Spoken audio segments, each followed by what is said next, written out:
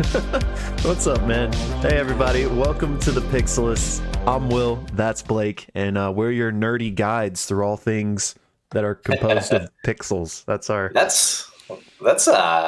a really well. I like how you put that, but I also feel the burden of responsibility of being the guide. What's the name of the people who like take people through Mount Everest? The Sherpa. Yeah. We are your Sherpas There we for go. all things Pixelists related. Perfect. So It's our new tagline. yeah. So this is where we get together and talk about all things nerdy that Will and I love. Really, like we both like a lot of like random nerdy stuff, and we're like, what if we did like a YouTube channel and talked about it? So that's literally what this is. Yeah. So we do a lot of different stuff, but today we're talking about one of our favorite hobbies, which is D&D, Dungeons and Dragons, more specifically, Critical Role, which we love to talk about. And if you're new here, check out the channel, check out the vibe. I hope you enjoy it. Join us in the comment section below. And also don't forget to follow us on Twitter at the Pixelists. So Yes. Please do. How are you doing today, Will, by the way? I'm doing good, man. I've had my coffee, so back to 100%. Is that you drinking some coffee right now? Mm-hmm. Do you ever do days where you do no coffee? I used to a lot. Like I used to not drink coffee at all, but not recent. I couldn't tell you the last time I didn't have coffee. It's been a minute.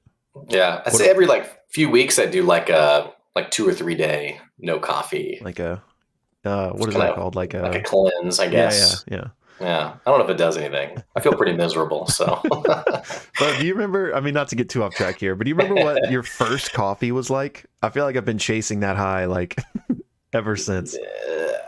I mean, I remember like being younger and having black coffee and being like, "This is like, you guys drink this? Like, what's up with this?" Yeah. But you drink yours black. Yeah. So I didn't have coffee until like I was 23, like for the first time, and it was like, I don't know. I was like, this is what coffee does. I felt like a superhero. I was like, no wonder everybody drinks this every day. Coffee and cocaine. Yeah, exactly. We're just kidding, guys. But anyway, I digress. Today we're talking about Critical Role episode 12, I believe. And right? Yeah, that's right. And that's right. I'm excited, dude, because it hasn't been that long, but it feels like it's been a long time since we've talked about campaign 3, I guess, because we had where they're off the last Thursday of the month, and then we're recording this one a few days later than we normally do. So it's been a little bit of an extended. Yeah, we've been a little off schedule too, because I've been sick. I've had stuff going on. You've had stuff going on, and so we try to keep to the schedule. But naturally, this is a hobby for us, and so I think sometimes that makes it feel a little out of sorts too. Yeah, but yeah. But I'm glad to be here now. Me too, man. Other things that are going to be on the docket, The Witcher Season 2, we're talking about it at some point. We're also doing Legend of Vox Machina, the animated series from Critical Role on Amazon Prime. We've already done 2 videos on that. We'll have 2 more. Maybe we'll have like a post-season video as well. My man Will also has been putting up a video for each episode on every Easter egg. It's very well done. Shameless plug for my friend Will. Thanks, as someone who never watched campaign 1, I really like watching it because Will, you do a great job of just all those nice little details, and not being like overly spoilery with it. Like some things are a little spoilery, but you're not like, this is the hand of the god that, I mean, I don't know, but you get my point. So, definitely check out those videos. And then I think maybe the last week of February when Critical Role has the off week, maybe that would be a good time for us to do our favorite theories for campaign 3. Yeah. Because we'll have that hole there anyway. And so that'll be episode, we'll have had, I think, about 14 episodes for campaign 3 at that point, maybe 15, I'm not sure. Yeah.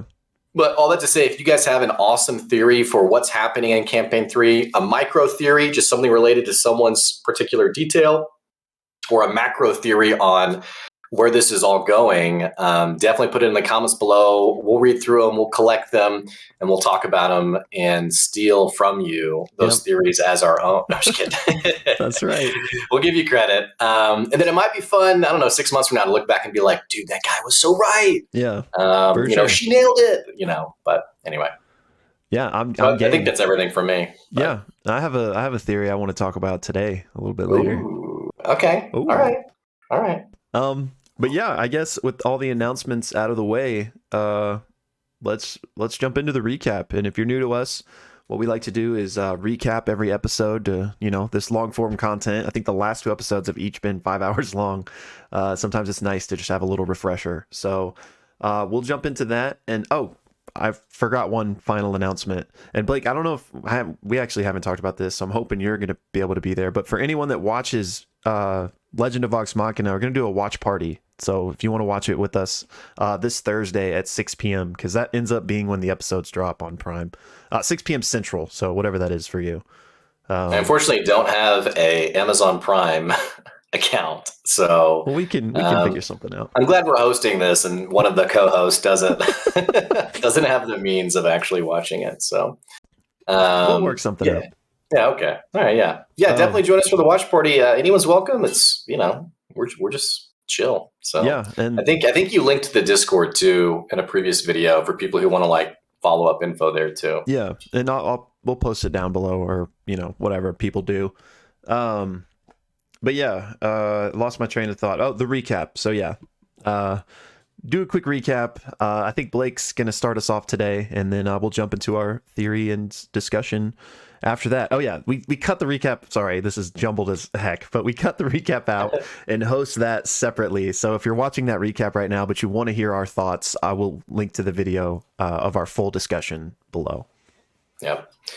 So let's talk about what happened in episode 12 of campaign 3 of Critical Role. And this was another 5-hour episode, which I'm always so torn on. A part of me is like, yes, more Critical Role. And the other part of me is like, it's going to be a late night. Yeah. So great episode. Really enjoyed it.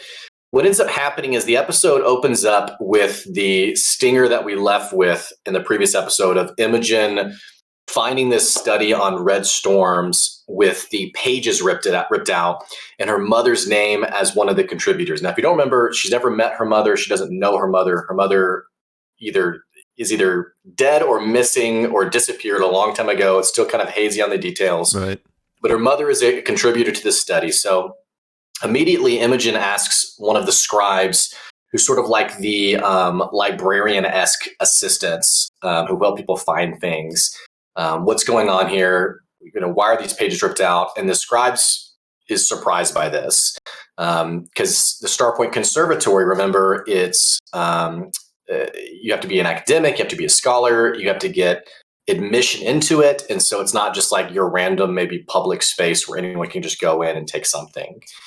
Well, come to find out that the scribe, even though he probably shouldn't share this, shares that the last people to check out this book were the late Loomis twins, who seemingly were the ones who ripped out the pages. So what ends up happening is Imogen takes this information. She does ask about the person who wrote the study, a Professor Khadija Sumal, and the scribe mentions this person doesn't work here at all, isn't part of this place. And actually, she realizes that this person is from the city of Eos, which is way south in Marquette, past the Hellcatch Valley. And this is also the same place that Astani, the friend of Shad's, is also from, which gets mentioned in a little bit later. So she comes out, shares this information with the party. Everyone is a bit like, wow, that's a really crazy coincidence. And they decide, okay, at some point we're going to need to double back and maybe check out the Loomis house again and see if we can find these pages. And that actually does happen later in the episode, which we'll cover. The party also is realizing, hey, this ball's coming up. We really need to get our attire, our outfit ready. And they recall that in the Lucid Spire, there was a place known as the Golden Veil that they passed by. That seemed to be a place, I kind of think of it as like the D&D version of David's Bridal. It's like Men's Warehouse. So they do make their way there the next day. And they do have a brief stop where they check on Zidana and make sure all she's that alive. basically. Yeah, make sure she's not dead. Matt actually has this really great moment where they walk in and they have Zidana, who this is the woman that Imogen and Lana are staying with where she's in a chair, seems to be dead, and the party, everyone kind of panics, but she's just sleeping, so it's all okay. But so they make their way to the Golden Veil, and I don't remember the person's name who runs the Golden Veil. Let me find it here. Doesn't it start with like a Q? Seamstress Quatel. Quatel, yeah. And she, right off the bat, is like, "Oh, welcome! You've come at the right time. There's a huge event happening." And the party's like, "Yes, we know the ball. We're actually going to the ball." Yeah, and Dorian also, like, they're thinking like, "Okay, so maybe we should just grab something." And Dorian's like, "No, like, guys, a ball like this happens maybe once a year, sometimes maybe even once a decade. Like, this is and I kind of got the vibe of, I think he maybe even mentioned like a wedding, but I even thought of like a quinceanera, like a just pivotal moment in someone's life where they would go out and get something really nice to wear." Yeah. He basically communicates that, like, "Hey, we can't just mess around with this." But he does add the detail, you should get something that matches basically your vibe, like who you are. Don't try to be something that you're not. Yeah. So they start looking around. Chetney actually finds this really dapper outfit and is like, "What's this going to cost?" And Seamstress Quatel is like, "All of that with alterations, about 85 gold. And he's like, "What?" And so he runs back to the party and he's like, "This place is not cheap. Like, we need to really think about this." So they actually talk about maybe renting the outfits, and they ask Seamstress Quatel about this, and she's not offended, but she's also a bit kind of like, really? Yeah. And she says basically for 10 gold, you can rent an outfit, but you have to take it as is. And so they're like, "I don't know if I want to do that." As they peruse through, Imogen actually does find this really, and I'm going to kind of just spare us all from like describing outfits because I'm not good at any of that, but I would call it just like a very modest, humble dress, really. And this cream colored dress, and it runs her 35 gold. And so they're like, "Okay, yeah, that's actually not too bad." So they all find their own little spice of flair, I guess, like their outfits. And F.C.G. actually, they have to custom make him something to wear. And I don't remember the details. There was something about like legs or something. Or do you remember what they were talking about there? So he got transformed into a turtle in that fight with Ira, and he was like, "I really liked having legs," because he like had never had legs before. So Chetney is going to carve him some legs out of wood so that he can like have wood legs for this fancy event. And actually, that's a great. I'm glad you mentioned that too, because Imogen also. I don't remember if this was later or not, but Imogen also points out to F.C.G., "Hey, I've never heard of the polymorph spell working on non-living things. You can't like polymorph a chair into an animal. Like, it only works on living creatures." And F.C.G. is like, what are you trying to say?" And the implication is, hey, maybe there's more to you than meets the eye.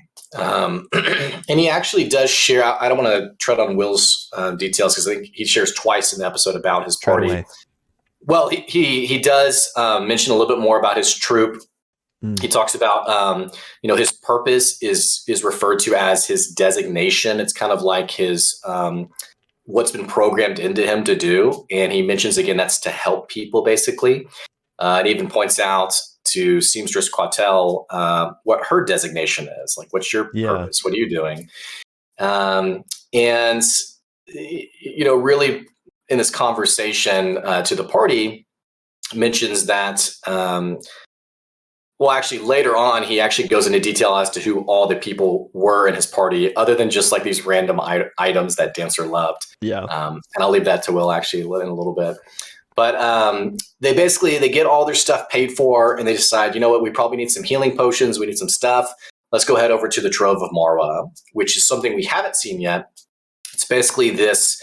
I think of it as a like when I would go to the beach as a kid, and there'd be like the pirate ship you could go into and like explore. Yeah. The vibe that I got, but it's basically an airship that is, we find out, got brought here via a storm and was basically dropped into Dressar years before.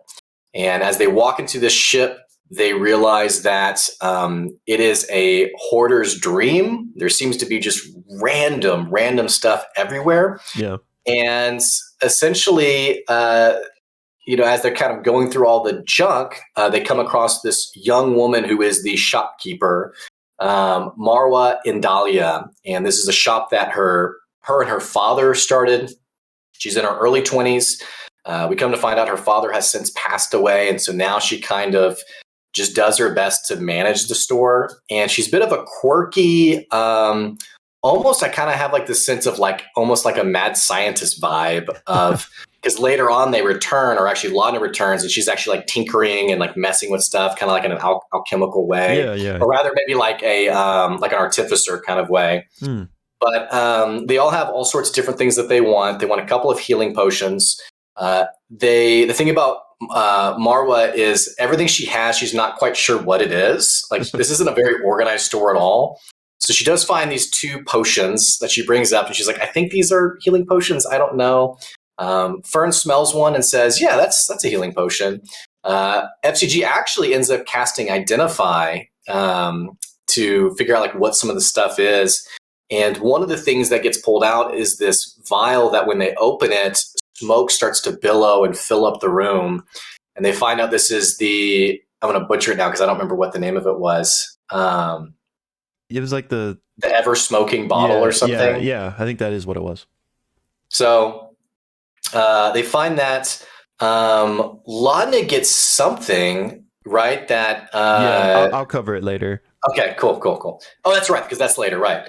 And also F.C.G asks for. At this point, they're all going through their spell component list, like on their D&D sheet, being like, "What do I need?" I need this. Yeah, and so F.C.G's like, "I need a model of a ziggurat, I mean, it's like a handful of things." Yeah. And Marva's like, I have a copper wire. I think I have the eyeball, and like finds the eyeball, and it's just a plain eyeball, but ends up selling him some clay creepy dolls that he decides is going to try to fashion into this model ziggurat. So they're basically just trying to get their components purchased.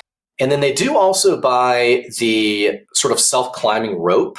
And I apologize that I'm butchering a lot of the ways these things are referred to, but they do buy the rope. And then was there anything else that they got, Will? I can't remember. I don't think so. I think that was all of it. They did buy one of those mystery potions at least, but I think that was it. And then one of them turns out to be a healing potion that gives resistance to poison. Right. Then Laudna comes back and buys something later. Right. And then I think doesn't F.C.G try to buy an outfit for Pate? Oh yeah, like a tux or something, or Ashton does. I think she goes and finds like a super creepy doll, and he just buys that. Well, all that to say, that's basically what happened in the first half, and I apologize that it was pretty much all over the place. So many random details. I was like, oh yeah, then that happened. But Will, why don't you take it from there? Yes, sir. No worries. You did great. Alrighty, so we pick up from the break, and when we cut back, the party is basically still trying to come up with a group name, and they do this a few times throughout this episode, and they don't really land anywhere yet, but they do come up with focus group, like being like focus comma group. Like there's a couple of different meanings for it, so they seem to like that, but they don't commit to it. Anyway, Imogen and Orem decide to go back to the Loomis household in order to follow up on the fact that Imogen found out the Loomis twins were the last ones to rent that book that she was researching. And meanwhile, Ashton's like, all right, well, I'm going to go make my mask for the ball. And everyone's like, wait, we need masks? And he's like, yeah. So Orem and Imogen make their way, and they find, is it Ella or Ela? I don't the matriarch of the Loomis clan. I always forget pronunciations, but they find her outside. As Mama Loomis in my mind. we could just call her or that. Grandma. I don't know. So yeah, they find Mama Loomis outside, and they decide to just be like completely open and honest about this. And so they fill her in and ask her if they could, take a look around the twins' study and see if they can find anything. She allows them to do this, and she takes them to their study, their lab, and it's like this massive lab of like several different floors. They have like a huge telescope, and we know them to be fascinated with like planetary stuff, so this all checks out. And so they spend like the next hour or so kind of investigating, and they just find notes about the history of Exandria, the different planes, planetary things, but nothing regarding what Imogen was researching, and they do not find the ripped out pages either. So then they ask Mama Loomis if when the twins, their bodies were returned, like if they had their personal effects on them, if they had, perhaps any research on their personal selves. And she says that, she thinks everything they had was returned and there was nothing like that. And she refers to Astani again, which is this family friend that was actually with them at the time of the attack. She says, Astani has not returned, but they sent back, the bodies and all their belongings. And I don't think Astani would have like kept anything from me. So they're like, okay, thank you so much. And they let her know that they're actually going to go to the site of the attack. And they tell her that, if we find anything out, we will let you know as soon as possible. And then she gives them a pin. And she says, here, take this. And when you see Astani, show this to them and they will know that, you have my blessing. You're associated with me. So then we cut back, and by the way, everything that happens for the last half of this episode takes place over like several days. The party just has like a few days to kill before the ball happens. So we cut back, and I think it's been a few days later at this point, and F.C.G, Blake mentioned this, but F.C.G reveals he has this innate ability to identify things. I think he can do it once a day. And so that's when he identifies the green potion is indeed a healing potion and makes you resistant to poison. And then he crafts the ziggurat that he needs, and it ends up looking very phallic because he rolled pretty poorly, but it is revealed that it will work. I think Fern was like, it looks different than I thought it would. Or like, I can't remember what she says, but... And so also in this time, Chetney decides to ask F.C.G about his associates because, he was really strange about it in the Golden Veil when he asked the shopkeeper. He's like, oh, you have associates? Tell me about it. And so Chetney was like, what's that about? Who are your associates? And F.C.G reveals again that Dancer was their maker and made all of the associates. But we also get a few new names, at least I think, that are new. He reveals that there is someone named Terrawin and notes that they were skilled with earth.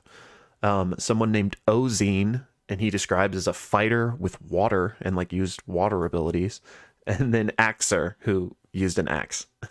And F.C.G basically, he kind of tells the same story that we're already familiar with, but just that this creature had one eye, attacked, him and his squad, and he just wants justice. And he didn't see much because he was still like waking up out of stasis, so he missed it and, just doesn't know much besides the fact that the creature has one eye. So Imogen's like, hey, you know what? I could cast detect thoughts on you if you like focus on those memories, and maybe I can pull something out that is like obscured for you. And F.C.G's like, sure, we can try. So he starts thinking about it. She casts detect thoughts, and she's not able to see anything. She is basically just able to glean what he's already told them. And she recognizes there's some sort of block in his mind, either trauma or like an emotional scar, but something that's preventing her from actually like seeing anything. So this was just a cool sequence, but the most fascinating thing is at the end of it, Matt tells Sam, hey, you take 2 points. And there's no other context given besides that, which, like, I'm sure we'll talk about this a little bit later. Yeah. He's like, I'm going to make my 2 death rolls now. He was just kidding, but... So then...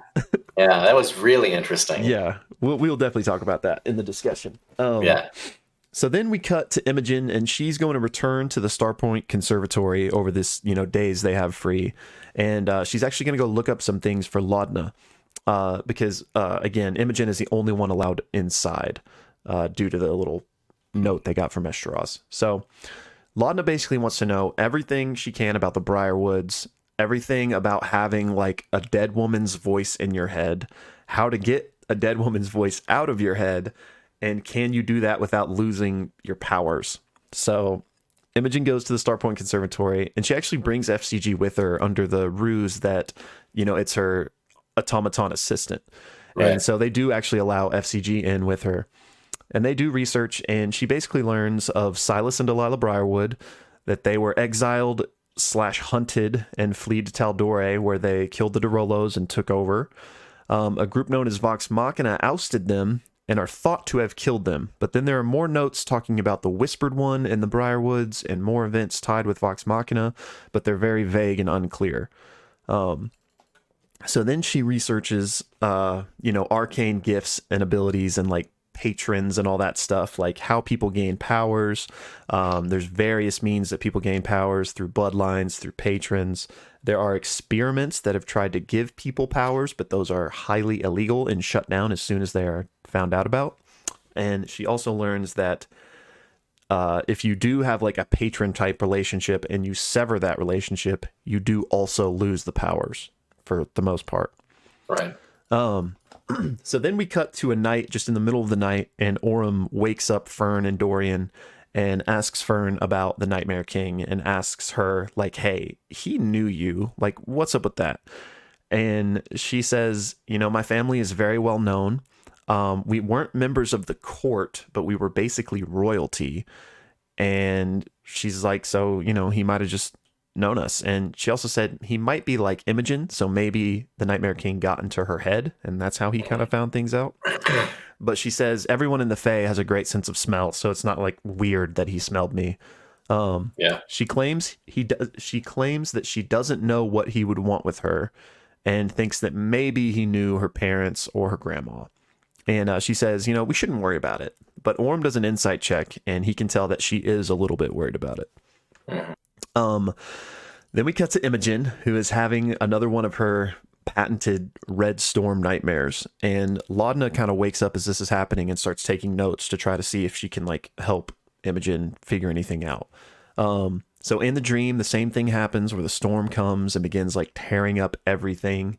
Imogen hears what she thinks to be her mother telling her to run. And this time she can see a silhouette of two young adults in the distance, holding hands and basically embracing the storm. And, Imogen runs and eventually wakes up. And Laudna's like, you said the word twins. And so they kind of talk about it for a minute and are like, maybe it was the Loomis twins?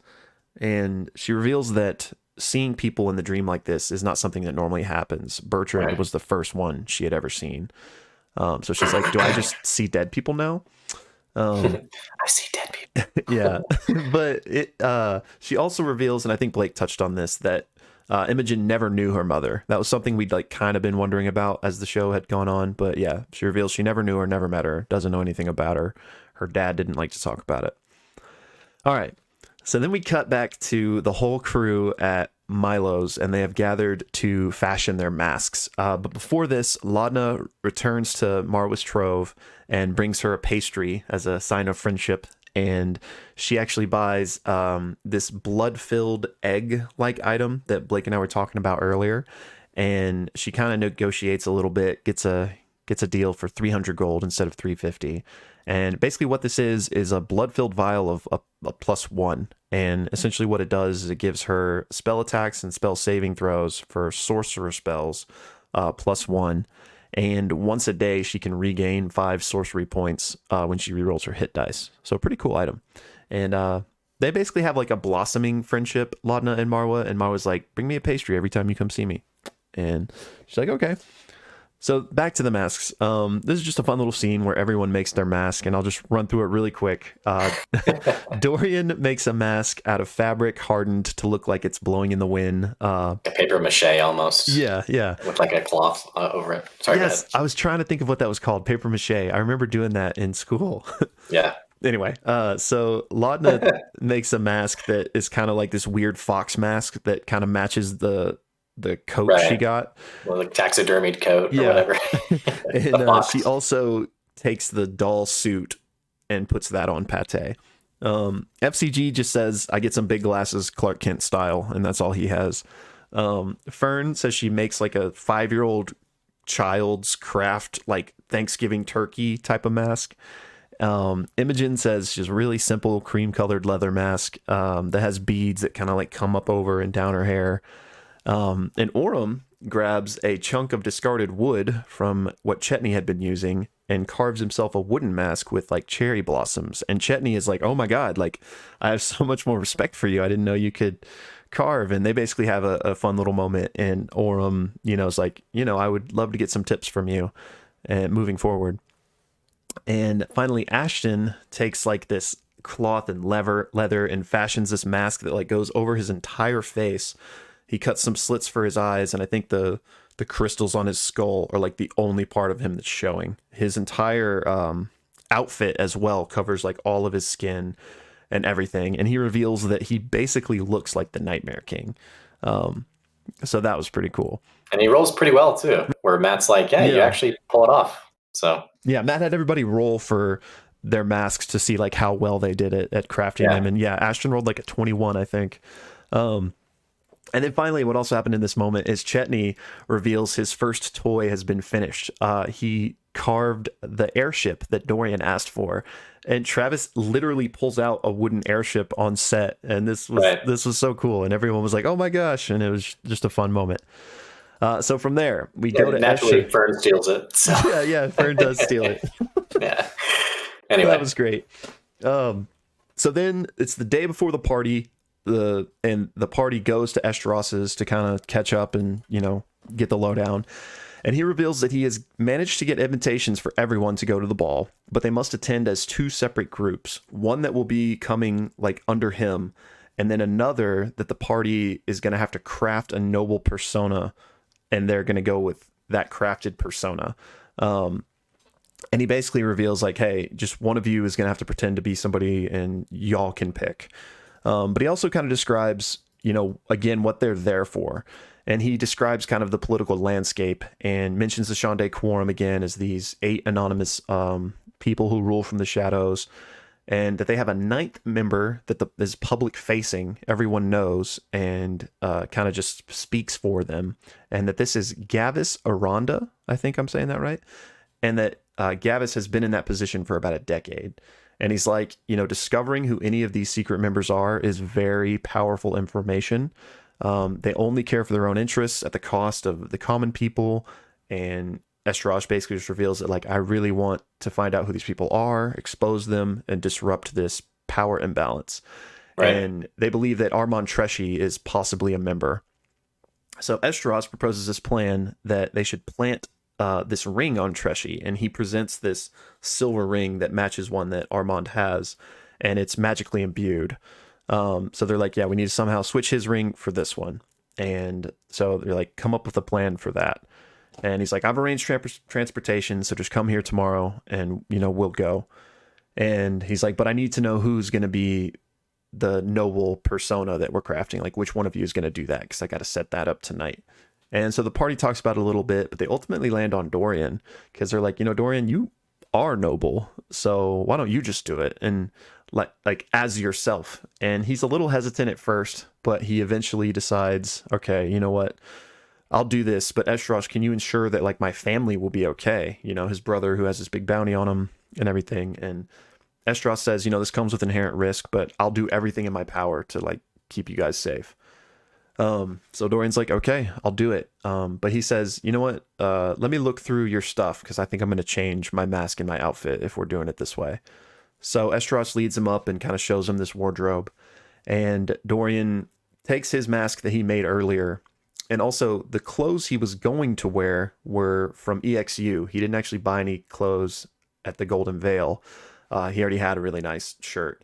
So he takes that as well, crumples them up, throws them down, and instead takes something from Estrage's wardrobe. And then the party's like, okay, so Dorian's going to be the guy. We got Estrage. Who's going with who? And so we have Team Dorian, which is Dorian, Orem, Fern, and Imogen, and Team Estrage, which is Ashton, F.C.G, Laudna, and Chetney. Then they spend a while trying to think about, okay, how are we going to do this ring swap? And they try to come up with plans. They don't land on anything concrete. Right.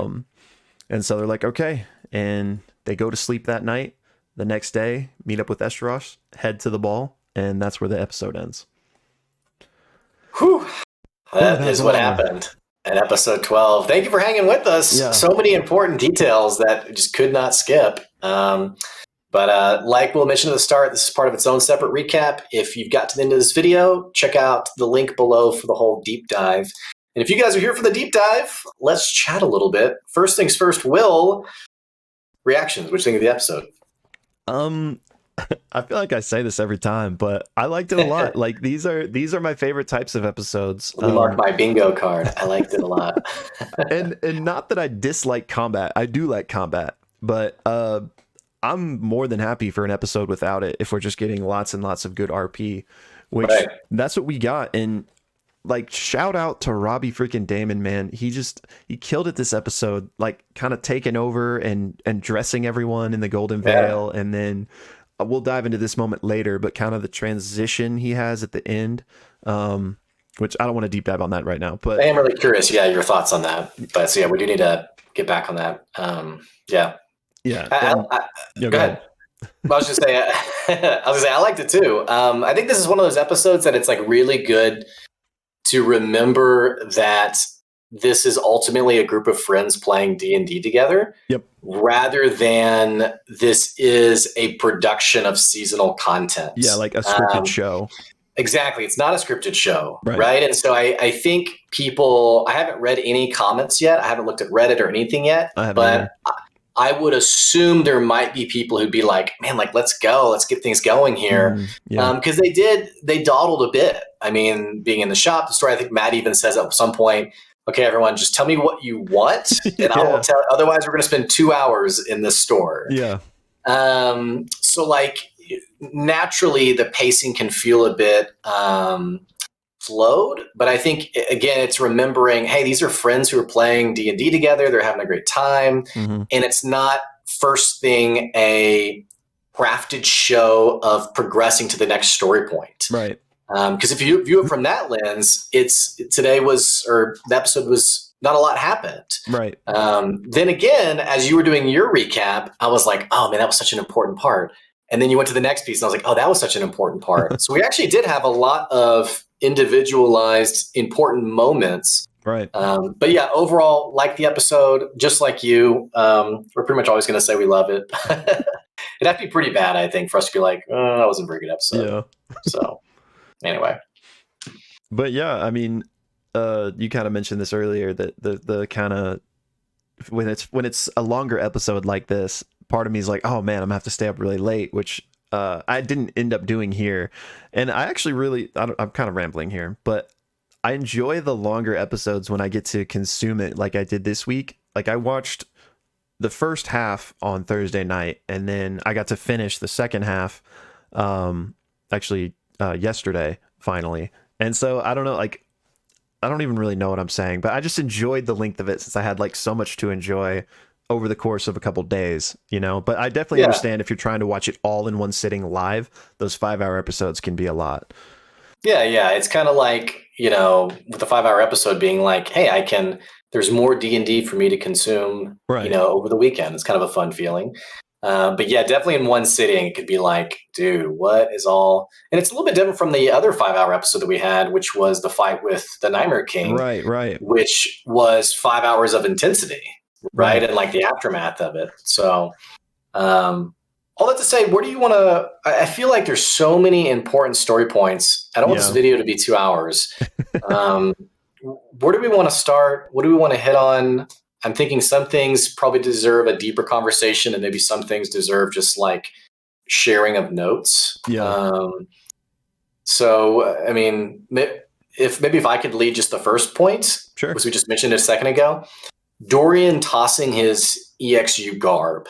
And this has been mentioned a couple of times, this outfit, where people have asked him about his attire. You already have something? He's like, yes, I already have something. I'm good. Remind me, did he got this garb during the talent show? Right.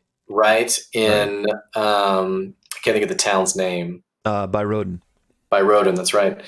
So he chose this outfit and has kept it ever since. And then we have this scene where he... it's interesting how Robbie Damon describes this. He doesn't like neatly place it or put it on a hanger or anything. He says with that and the mask, he crumples them up and discards them and leaves the room. Like leaves the room, like not like, hey, make sure I get this back. Like, all right. See ya. Was Robbie that unhappy with EXU to? I'm just kidding. I mean, what's up with that? Like, what's your take on that scene?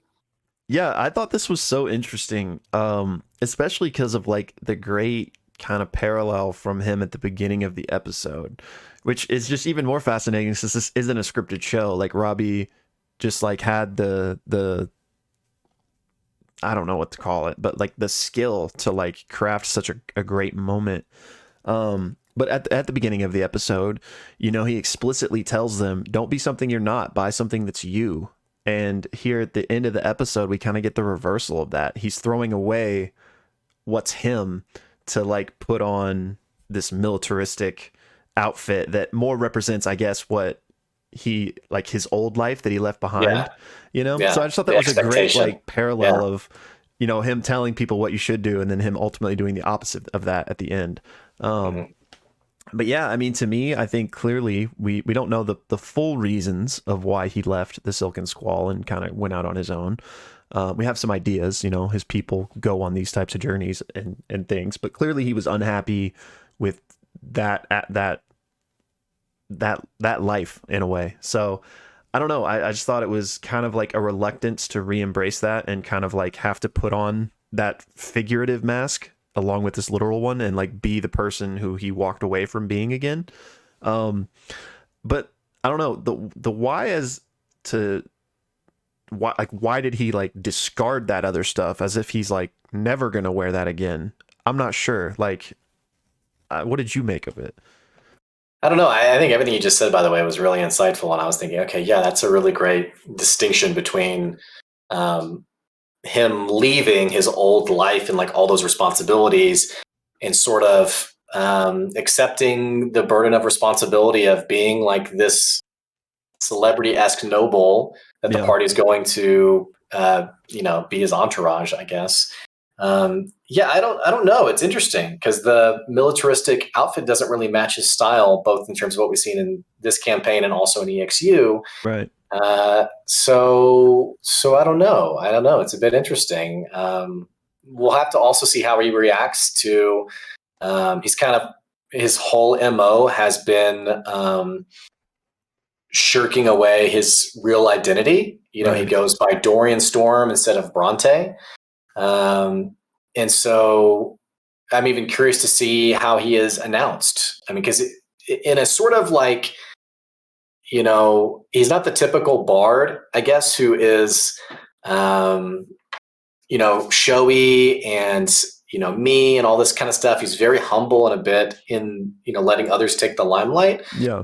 So it's going to be interesting to see how he, I guess, does this next. We're getting the ball this next episode, so it'll be interesting to see what he does do and how he does react to the attention. Yeah, like how's he going to act? Is he going to be the Dorian we know, or is he going to kind of put on a veneer of pompous or whatever he expects that to mean?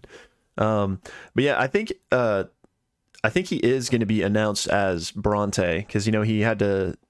I think he had to spell it out for Esteros. That's right, because he asked where you were from, and he says like everywhere, and he's like, well, where specifically? And he says the Silken Squall, which Esteros is like, oh, he's like, oh yeah, we're not even gonna have to fake this. Like, yeah, you're legit. So yeah, but yeah, so part of me wonders. I mean, we've had this recurring discussion on Robbie's guest status versus like, is he going to be leaving at some point?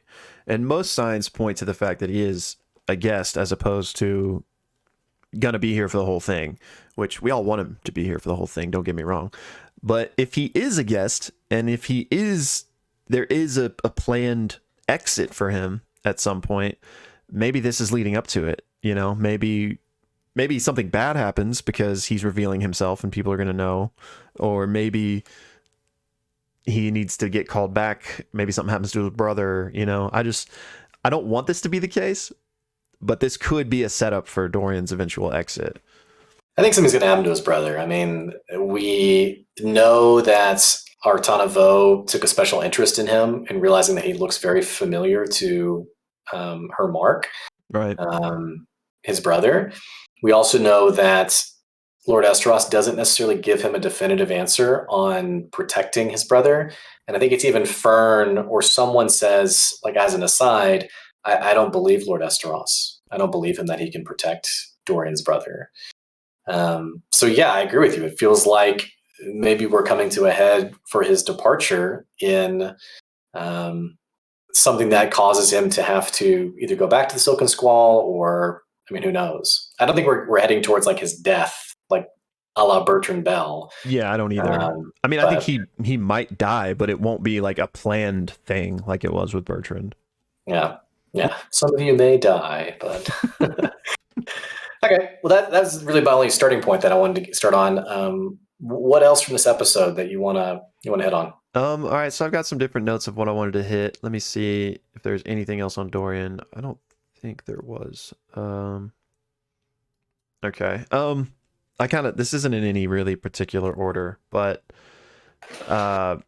what the F.C.G thing and him taking 2 points, and I don't remember I should have looked this up before we filmed this, but somebody commented in one of our videos, I don't even remember which one. Yeah. But that like they noticed Sam was like counting every time he rolled a natural 1 or something to that effect. Right.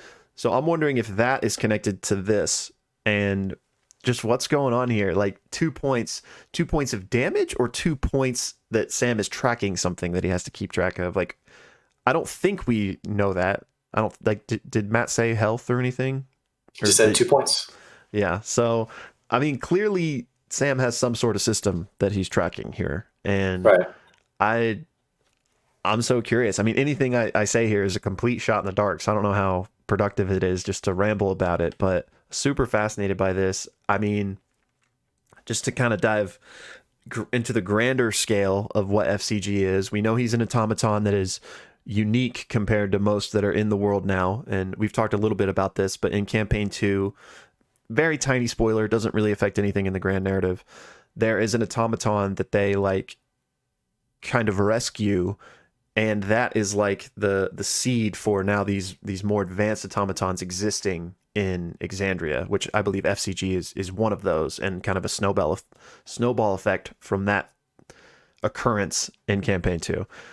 So F.C.G, I think, was not made by Dancer. He was maybe fixed by Dancer, or maybe he was made by Dancer, but from parts from another, something else. Anyway, I think the F.C.G had a life prior to his life with Dancer. I guess let me put it that way. Sure. And so maybe he's trying to like regain those memories or like remember his true purpose. And maybe this all stems back to just the encounter that he can't remember, and it doesn't go deeper than that. But I think there's obviously some memories and some stuff that are missing, and maybe this point system has to do with that. I don't know though. Like, what's your take on it? I mean, I'm gonna go back to a theory that I brought up earlier on, which is I think that it was a living thing, a humanoid, whose consciousness, maybe mortally wounded, has been implanted in this automaton. That's my take on it. I mentioned it before.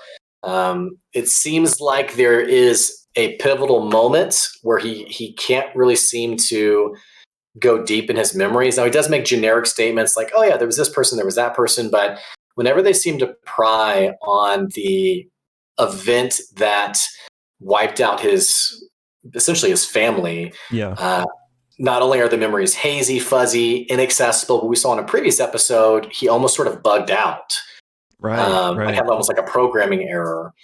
And even when Imogen does detect thoughts as he's remembering this stuff, Matt points out that the way he describes it is actually more detailed than how he actually remembers it, which is incredibly vague.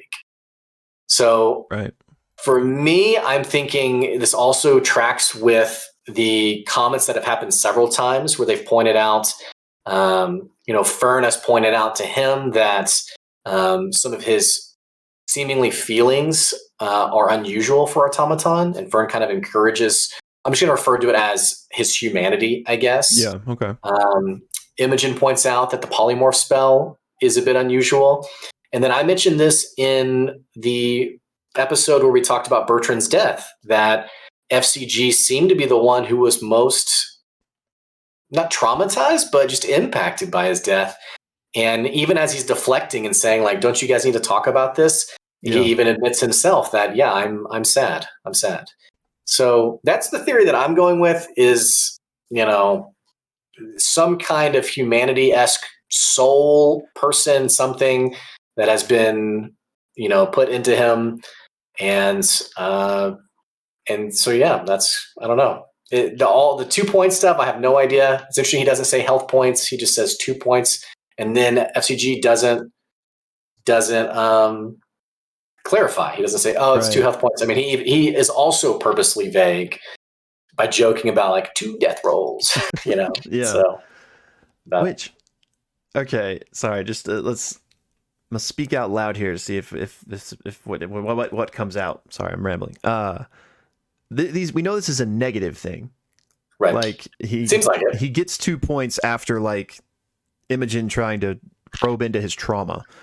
And then again, I don't remember the episode. I don't even remember the commenter. I'm sorry. But whoever pointed out when he denotes natural ones, like natural ones are a bad thing. So he's accumulating points for bad things. So to me, I feel like that means something eventually bad will happen, as opposed to like, oh, you get enough points, you remember everything, Like, so I wonder what might happen. Like maybe his programming would fail, and maybe he reverts to like, maybe he was like a murder robot and he's been programmed to be this therapy robot now. And like, if he takes too many points, he like reverts to his original state or something. It'd be an interesting like duality with him like taking damage from other people and, being the healer of the group, I guess, support class. Yeah, it'd be interesting. Yeah, I mean, that would be a really cool parallel. So, and the language around the event too, he's mentioned it a few times, of him being in stasis and like coming out of stasis. That's something we also haven't seen happen so far. And so I don't know if stasis is like, story slang for being like knocked unconscious and he was being brought to, or if it's something different entirely, which we just haven't seen yet. Yeah, that's a good point, because he does sleep, like he needs rest, the D&D mechanic of rest. So is stasis his rest, or has he ever mentioned that, like saying like, when everyone's going to bed that like he enters stasis, or has he only used that word for that one thing? I mean, I haven't heard him say that, but it also maybe in his mind is so mix and match of a term that he just coincidentally hasn't mentioned it yet. It feels like he's just relying on people to just naturally know what stasis means. Yeah. And he's sort of using it as a, therefore no one's really asked about it. Right. So, because I'm curious, like, what does that mean to go into stasis? We also know that he does, I can't remember if it was this episode or the last episode, but when people were resting, he had to eat like some metal or something. Oh yeah, to like repair himself. Right. So, that's why I wondered if maybe stasis means like his version of being knocked out. I don't know. So very interesting. I'm moving away from this, but I do have one other thing on F.C.G. So in the Golden Veil, and I just wanted to mention this, I guess, but it's interesting that they, I can't remember her name, but the shopkeeper was so fascinated by him. It's like, oh, like, are automatons a thing now? Like, do they wear clothes? Do we need to get up on this? And they have him sign that contract, which I'm interested to see the ramifications of that. Not that they'll be bad or anything, but just like, maybe 6 months from now, they're coming back to Drusar and they enter that shop, and maybe it's like they've made bazillions of dollars, and it's going to be like Detroit Become Human. They're the store. And I liked how, though, I think it was Fern, it was like, do you want to read the contract? And he was like, no. He's just like, okay, and signs it. So I mean, knowing Matt, I feel like there at some point in this campaign, there's going to be something that comes of that, and they'll probably be kicking themselves for not like getting a percentage. Sure. Yeah. But gas clothes are free though. So yeah, that is nice. And one other little great part right in that moment was, I think she asked like, which of you is his master? And everyone like kind of like says, oh, like nobody, and I think F.C.G says they all are, but Fern just immediately goes, oh, I am, like I'm his master. And I just love that. Classic Fern. Fern, which hey, good segue, I guess. I'll jump on that. Fern and her family. Dorian makes an insight check too when she says we're like royalty, because remember, Dorian and Orem have traveled with her through EXU. I mean, they've been together for months. Right. And when she mentions this phrasing, he's like, wait, what? Yeah. Like, you've never mentioned this before. And almost like you're retconning your story is kind of the implication I got from Dorian. But so rolls an insight check and rolls very low, very poorly. And so it's kind of like, she seems to be royalty. Interesting. I could tell she was kind of jokingly being like, yeah, we shouldn't worry about the Nightmare King. Yeah. But that whole thing is really interesting to me. Because again, we know, and again, for those of you guys, not to keep mentioning this, but if you didn't watch EXU, and maybe you're just tuning in, we know Fern's parents are missing. They left at some point. We know that her grandmother has been sort of like her caretaker. And we don't really know much else about her parents. Yeah. And we know her grandmother brought her to Exandria or to Taldore to deal with some problems, seemingly the beginning events of EXU. Yeah, so, she's also, I'm just remembering this, she's also on some mission that she referred to in EXU. Remember? Yeah. Like, she's like, oh, my work's not done yet type of thing. Right. So there's also that hanging around. Yeah. Yeah.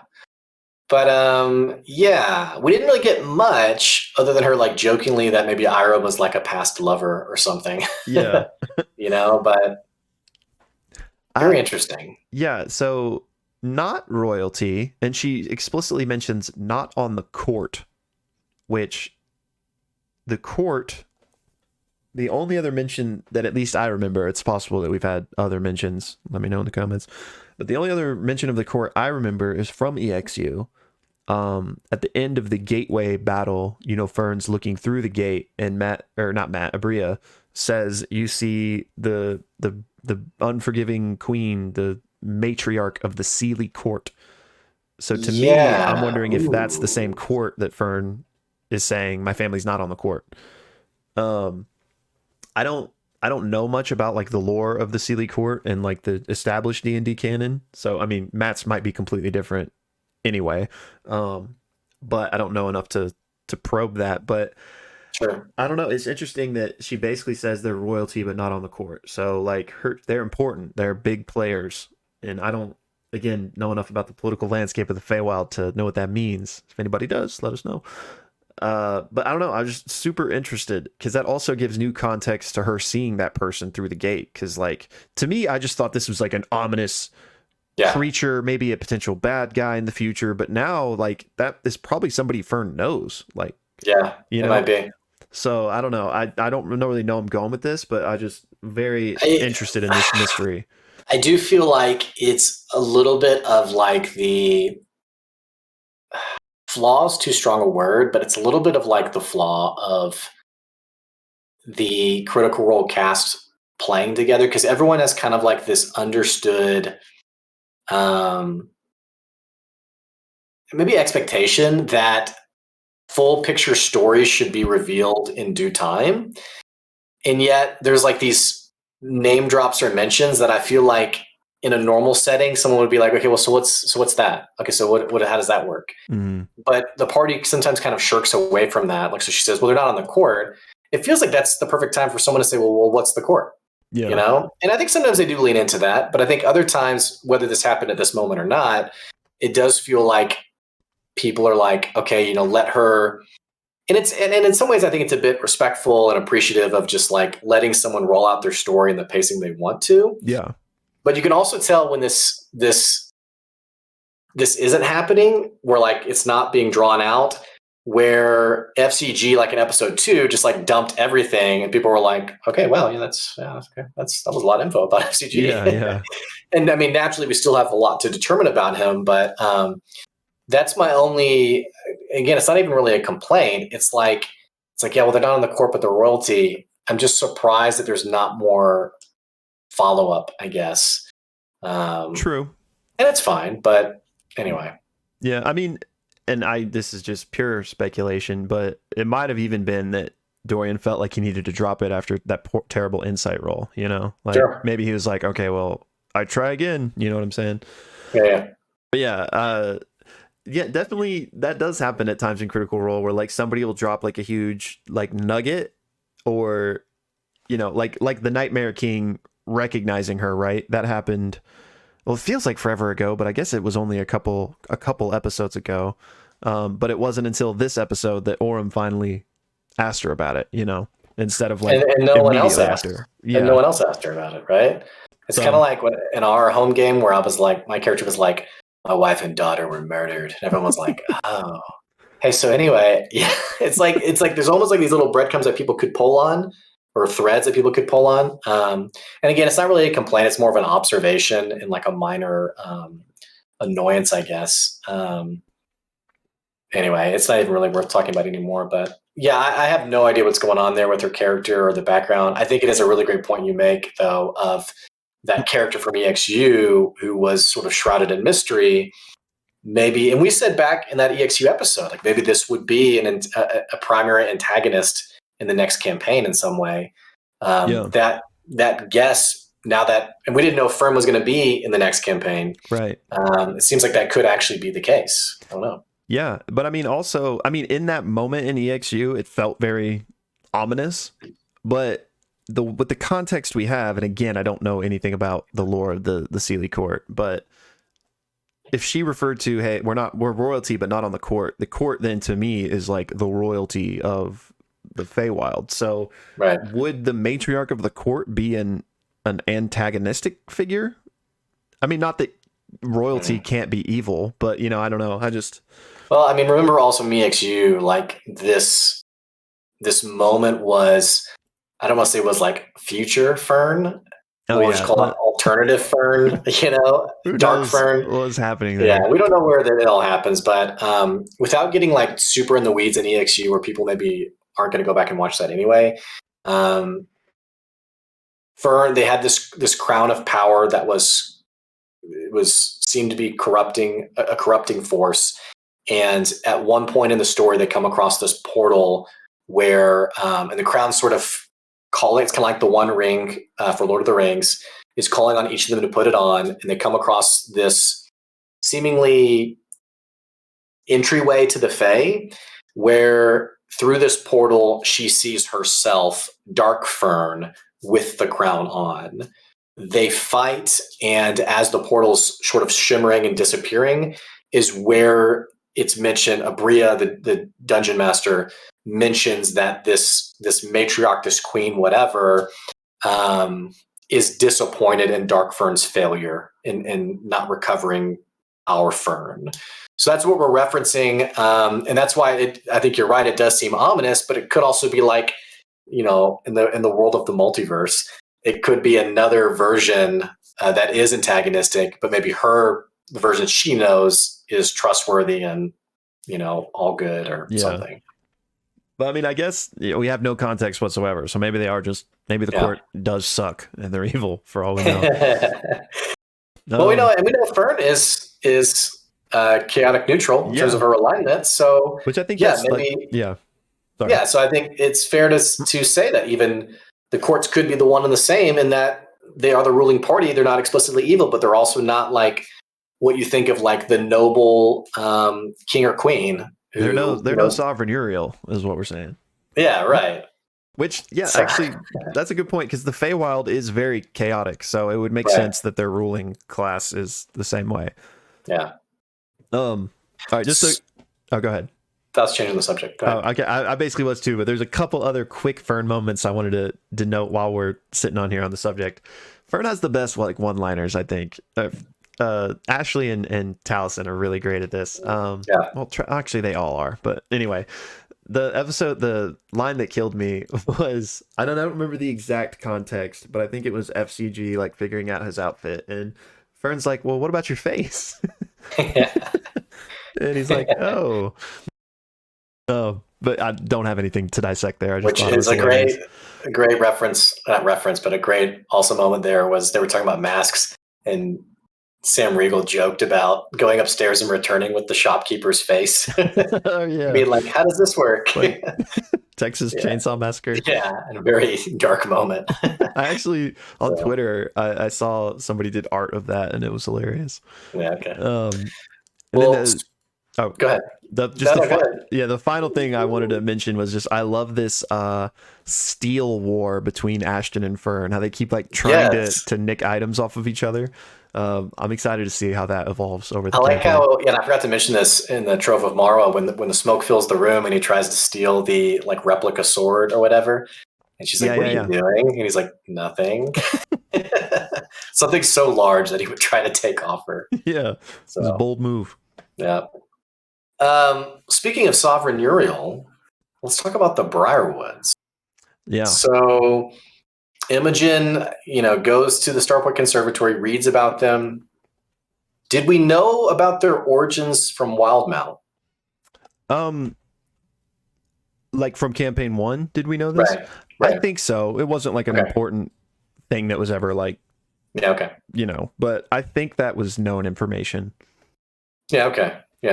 One thing that was interesting to me, and we've talked about this in the Legend of Vox Machina, maybe rather you mentioned it, that, these are being treated as, for lack of a better term, two separate universes, I guess, in the sense of you have the Critical Role lore, and then you have the adapted to the show, its own lore. Yeah. Like two canons. Yeah, right. So Matt mentions in as she's going through reading about the Briarwoods that they had sort of taken over Whitestone and they ruled Whitestone for, I think he mentions 5 or 6 years, which is interesting detail because in the show version, Percy escapes as a young boy and then returns as a seemingly much older person. It's an important detail, I think, for 2 reasons. It seems like much more time has passed. And also a 5-year gap seems like when the Briarwoods come to Iman, it seems like this is a long ago thing that happened. Because they're at their dinner table, they're like, a lot of people don't know what happened with the Derolos. What actually happened was this. And so I just thought it was interesting, the time difference. It seems to be, maybe like a 20-year gap in the second, in the TV show versus the 5 years that Matt dates in Campaign 3. I do agree that it does seem slightly different, but I don't think it's quite 20 years in the show. Because Percy, not that this is the reason you think that, but his hair's not like white because he's old. It's because of like trauma. So Percy's only like 20 something. Oh, really? Okay.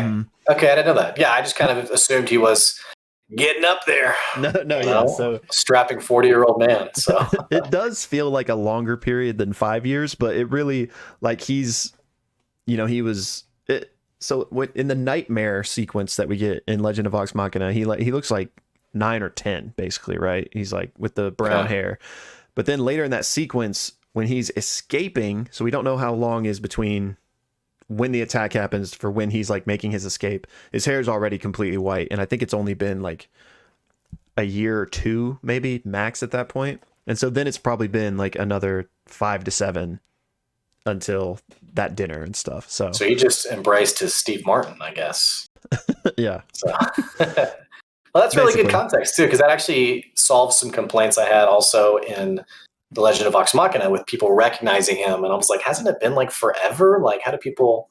Oh yeah, yeah. So recognized. So that makes more sense. Yeah, it's probably been only like 5 to 7 since he escaped. Now I don't know how long it was since they first attacked and he was held prisoner. That's the amount of time I'm murky on. Like, could have been 3 months, could have been 4 years for all I know. Yeah. Okay. No, that's good context. Okay. So anyway, that was just one detail, but having not seen Campaign 1, right, in that sort of her reading through things, was there anything that was interesting to you having seen the first campaign, excuse me? No, there wasn't really any new information there. Okay. I mean, I'm not like not saying anything to hide spoilers or anything. I'm just trying to think, but I don't think there is anything there. Yeah. It was interesting, the detail on it. It's seemingly impossible to separate a warlock from their patron without losing their powers. We know that she's multi-classed sorcerer and warlock. Right. Delilah seems to be pretty evil, so I'm curious how they're going to resolve that while her also, keeping her powers. Right. So I mean, it seems like she won't like if she does sever this connection with Delilah, I think she's gonna lose her warlock powers. Maybe not. I mean, maybe like functionally, mechanically, Matt wouldn't like nerf Marisha in that way, but yeah, it'd be interesting. I mean, we don't know enough about like what's happening here, like what Delilah wants, but she clearly wants something. Like she's trying to puppet Laudna for something. So clearly, like if Delilah has any say in it, she's not gonna let Laudna sever the connection, right? So that'll be interesting to see. And this is actually a pretty good point to jump into the theory I wanted to talk about, which if you've seen my Easter egg video, I think it was episode 5, then you've already seen this, but I noticed another detail that really like is making me want to go all the way with this theory, which I was gonna say spoilers for Vox Machina, but not really. But anyway, theory is that Laudna might be Vex's body double from the Sun Tree. And there's a few different like little Easter eggs that I think kind of point to this in Vox Machina and in Campaign 3.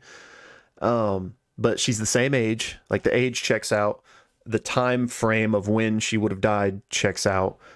And I don't think Marisha has said anything that would explicitly like, oh, this makes it so that's not possible. Like the window is still there. But the thing that I noticed is because I've been thinking about this theory, and so I was like, you know what? If I was Marisha, and this is what I was doing, I feel like I would maybe add some little like subtle clues to it in the art. So I went to look up Laudna's art, and I was like, maybe she's gonna have like a bruise or something on her neck from being hung, and that wasn't there. But what I did notice is that Laudna's a human, Vex's body double was a human, but Vex is a half elf. And in Laudna's art, she has like ear prosthetics that make her ears look half elven. No. So I'm just saying. Hang on. I'm just saying. Laudna critical role character sheet. If I was more impressive, I would be able to throw this up on the official podcast. Art. Oh my gosh, dude, you're right. Yeah, she has like an earring that almost looks like a elven tip on her ears. Whoa. So I mean, that's pretty good, man. I'm all aboard this theory. I think it's exciting, and I think I don't know. I just think it would be an awesome like connection to Campaign 1 without really being like, you know, it's not like she's one of the Campaign 1 characters' children or something, but it's still a really interesting way to tie back. So, in fact, all of the art renditions have that earring ornament on the top of her ear, like an elf. Wow, that's a really great theory. So I like it. I know some people have been giving me flack in the comments of those Easter egg videos, telling me I'm crazy. So I'm waiting for my vindication. Here's what I'll say for you guys who maybe feel like Will's being a little nuts. There's been a couple times that Will's given me his theory, and I've been like, okay, man, you need to go outside. And then he's turned out to be right. So I'll just say, you know, don't count my man Will out. This is, I think we should ship this theory. I like this. And if it ends up being wrong, I never even believed it. Yeah. One of you commenters said it. We're going to ban you from the channel. No, I'm just kidding. Speaking of shipping another theory, once again, we have this storm, which I want to talk about the storm, but Laudna, you know, sort of comforts Imogen. I don't want to say like we joked about this. We kind of just like threw it up in the air of like, hey, we've kind of always seen them as like sort of a sisterly relationship. Is there something more? Is it more intimate? Is it romantic? And there's even a moment where Imogen says, I'm so glad that I found you. And Imogen says, or Laudna says the same thing in return. And while I was watching this, you know, the Twitch chat, I mean, it was like, ship it. Oh, I'm sure. Yeah. Yeah. And so I am, again, I'm curious again, their relationship. Is it like sisters like formed through trauma and it's like a tight bond, or is it romantic? I don't have really any thoughts beyond it other than just like, yeah, I'm really curious. Yeah, me too. Like, if you made me pick right now, I'm still leaning towards just really like close friends, that type of relationship. But I mean, I wouldn't be surprised if it ended up being a romantic type of thing. Right. Not that this means anything, but we do know that like Imogen had a crush on a boy when she was younger. So at the very least, she would be bisexual, not just right. So I don't know. Again, I'm not going to be. Either way is cool with me, but if I'm leaning towards they're more friends for now. Yeah. It definitely feels like more of a Zudana has one spare room, and so because people had said like, well, why are they sleeping in the same room? And it's like, well, it seems like kind of like I have a spare room you can use, kind of thing. But talking about the storm, yeah. So she mentions that before Bertrand, she never saw anyone else in her dream. Yeah, that was really interesting. We know she's mentioned that she recognizes the voice as her mother, and in the dream, the voice is saying to run. At least she thinks it's her mom. But as we know, she never knew her mom, so she just for some reason thinks that's her mom. I think in the Bertrand dream, she either made it to the house and was able to open the door, but in this dream, the door's locked and she has to run past the house just away from the storm, which I think is an interesting detail. And she sees seemingly the Loomis twins being engulfed by the storm. First question, why do you think she is suddenly seeing dead people? I don't know. It's interesting to get the context that Bertrand was the first. See, before we knew that, I assumed this happened. Like she always like saw people in the storm, and even that she knew that those people were probably dying. Because remember back when this happened in episode 3, you and I were or I think it was you that had the great point of maybe it's like if somebody dies near her, she can like sense it, and that's why she saw Bertrand, which makes sense to me. But if this is the Loomis twins, that doesn't really check out because they've been dead, And they died a long ways away, too. Right. Several days travel away. But, I mean, maybe it wasn't the Loomis twins. I mean, that does kind of fit nicely for what we know, but there's no it totally doesn't have to be them. That's true, because Matt isn't she on her own inferred that and stated that. Right. So, yeah, that is interesting detail. The only details we got from Matt was two seemingly young, and you couldn't make out the faces, but you could see kind of the frame of them. Two young people holding hands being engulfed by the storm. Yeah. So, I mean, clearly the storm is a metaphor. It's probably more than this, but clearly that's a metaphor for death because we know Bertrand to have died and he went into the storm the same way. Well, I was going to ask you about this. If you thought the storm is a sort of macro metaphor, so it represents death, it represents like maybe chaos or destruction or evil. I was curious if your interpretation was it just represents that theme. So as she encounters those things, she sees those characters sort of implanted in the dream, or and we talked about this too with Bertrand, by the way, or if the storm represents a very specific evil force, which would imply that, imagine a boss at the top who orchestrated the deaths of the Loomis twins and also orchestrated Duggar, who killed Bertrand. If all those things are linked together, if the storm is a implication of or a foreshadow of a great evil character for something that is, in a very Pepe Sylvia way, is all connected. What's your take on those two interpretations? I mean, I think it's both, honestly. Like, I think that there is the nice metaphor of like Bertrand going into the storm and he's dead, and so the twins, even if it's not the twins. So I think that is true, but I also think that it's not just that. I think there is like this is a premonition of some sort of something to come, like some real tangible thing that is, be it a literal storm or not, if that's just like the dream interpretation. I do think something is coming, and I think I had this thought when I was watching the episode that maybe whatever this storm represents is tied to what is coming from EXU that we know of. Maybe this is the same thing. Yeah, we talked about this in our last episode 11, on tying this all together with Rudis, yeah, the moon, yeah, and what's the other one called? Katha. So the two moons. You gave some great insight on how sort of the moons have been sort of a constant theme through all the campaigns. We mentioned in the last episode that towards the end of EXU, there is a sort of a sage who mentions that there's a dark omen from looking at the moon in terms of something.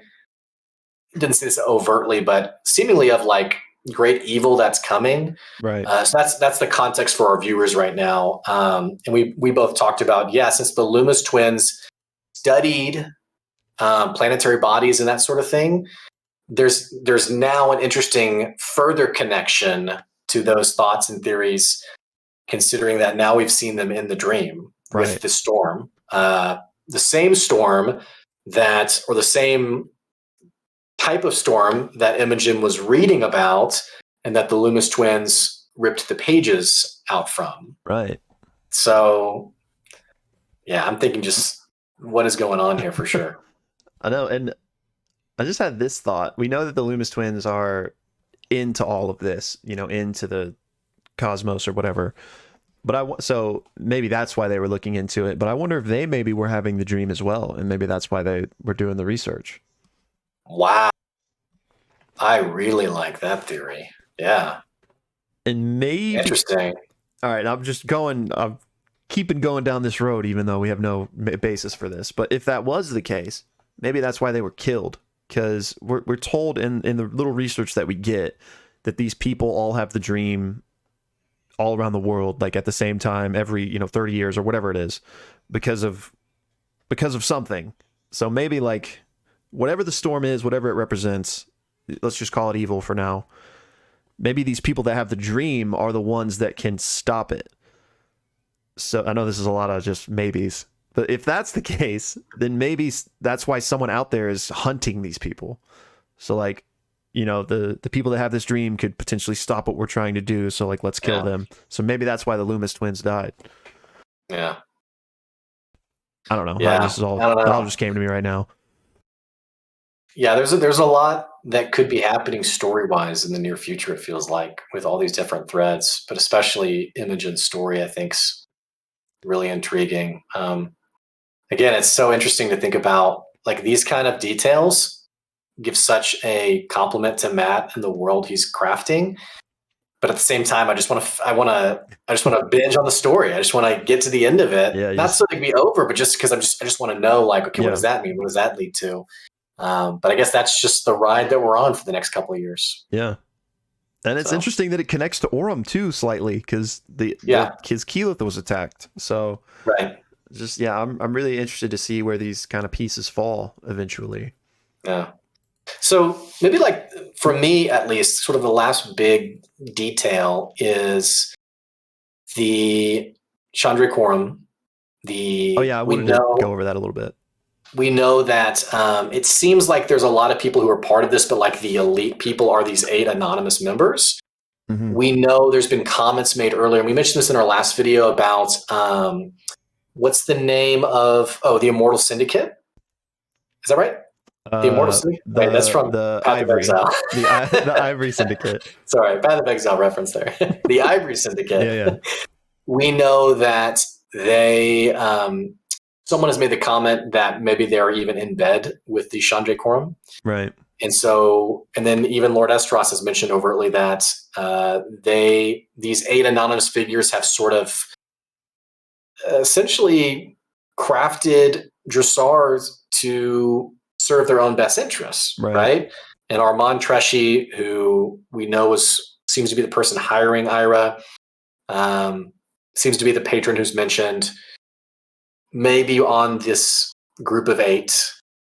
What's going on with the ring? First of all, I'm excited to see what the party, in typical CR fashion, I'm sure they're going to have this awesome plan. It's all going to go, I'm just curious to see how they're going to pull this off. But what do you think is the significance of the ring, the thumb ring that he wears? Yeah, I was wondering that, like, the significance of his or the one that they're trying to put on him? Both. Because I'm curious what's the deal with the ring. If that's some kind of like identifier, like everyone wears that and someone who's part of like the quorum, like why would he wear this? But more importantly, if it's just a piece of jewelry, what is Lord Estros hoping to do with this enchanted ring? Yeah, so I don't know what the significance potentially is of Tresci's like ring that he normally wears. Maybe it's just maybe that was just an easy thing to duplicate in order to, get this new ring on him. But yeah, I don't think he explicitly says what enchantment has been placed on the ring, but my best guess would be like some sort of tracking device or some sort of like lets them spy on him, lets them hear him, lets them scry on him, just something to that effect that would give them access to information in some way. But I'm interested to see if we find out more about like what explicitly the ring does. Yeah. Does it feel like we've been talking about maybe we're heading to the end of Lord Esteros? We've mentioned it several times about he's sort of like the cheat code for the party of, we have this, we have that, you need this, sure, like we'll give you. Even when they were talking about like buying the outfits, they were like, maybe we can go back to Lord Esteros and just get a stipend. So seemingly someone with endless resources. You and I have said maybe we're heading to a point where the party kind of gets normalized a bit, perhaps through the death of Lord Esteros. This is the first time he's stepping out in the public eye in a very high-profile way. Yeah. Since we've met him, I'd be curious if we're about to see his demise. I mean, absolutely. I think that's on the table because, again, like you said, he's stepping out and being vulnerable for the first time, and we know how serious he takes his safety. His own house is trapped up like to an insane amount. Like when he took Dorian to go when Dorian wanted to go look through his clothes, Esteros was like, step exactly where I step, because like that's how like many traps he's just laid around. So somebody that's like that worried about it must have some people that are trying to kill him. And what better time than his like first public appearance? So I'm not saying he's gonna die, but I think like he could, like there totally could be an ambush at the ball that is like unrelated to the party that is focused on trying to get him. Well, and I'm wondering what's he hoping to accomplish also, because he clearly doesn't leave his house. I mean, why is he wanting to go himself, I wonder?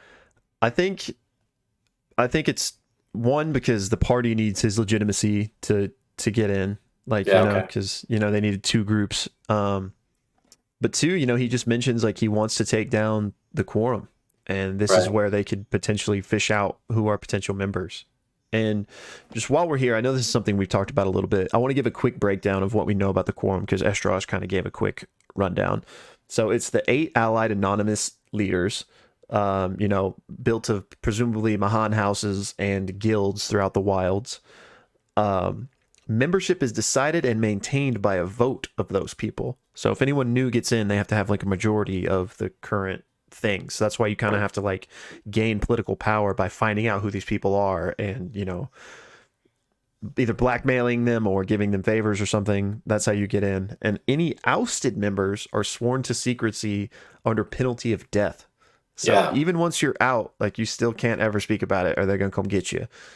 And then I spoke about this in the recap, but there is a 9th public facing member who speaks for them, which makes sense, because I mean, if they're an anonymous council, how are they ever like doing anything? So I'm glad we kind of got that detail, that there is this 9th member that kind of serves that purpose.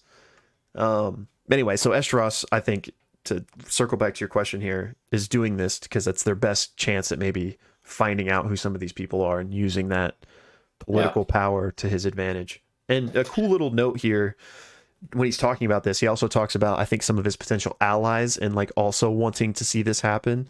And he mentions Jamon Saord, which is just cool to hear. He mentions the Court of the Lambent Path, which I couldn't exactly remember what that is.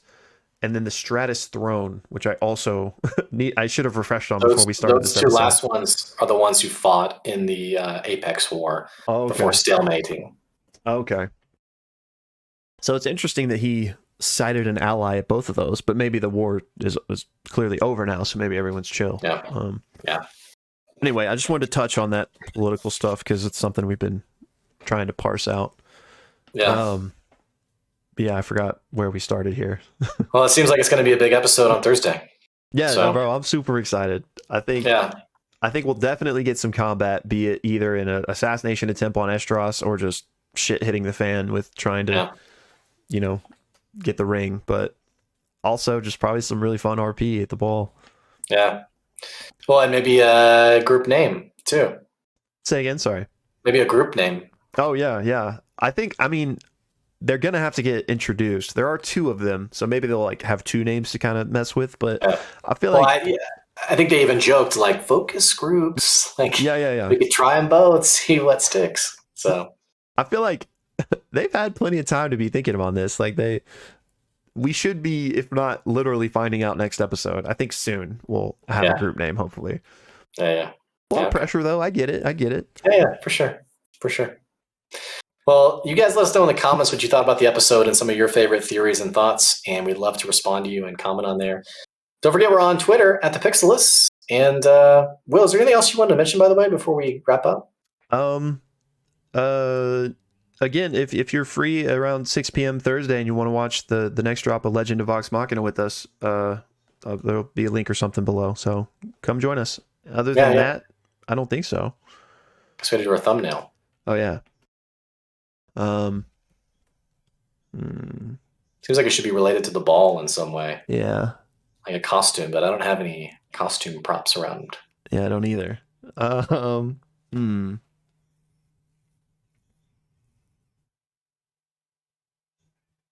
have no idea. I feel like we always have something ready. And this one, there's so many different things that happened.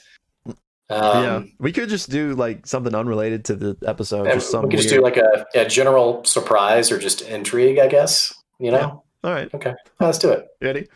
Yeah. All right, guys. Thanks for checking us out. Yeah. We'll catch you later. Bye, y'all.